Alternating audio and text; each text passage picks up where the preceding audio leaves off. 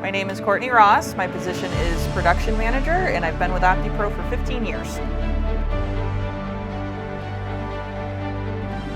So right out of school, I started here at OptiPro as a mechanical engineer.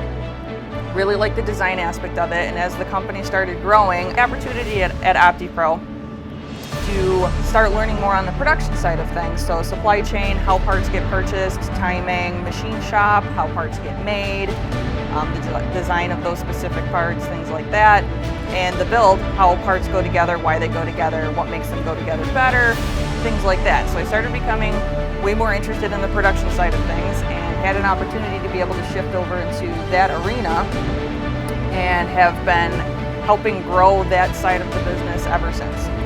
My advice for women who want to get in the STEM field is don't be afraid to dive right in. Just because it's been predominantly male-driven and male-dominated in the past doesn't mean that we can't change that. At RIT, I was one of, I don't know, maybe 20 girls in my class. At OptiPro, I'm about one of 10 girls here, which is about 10% of what the company is, but I do well, I push through, and there's nothing that we can't do.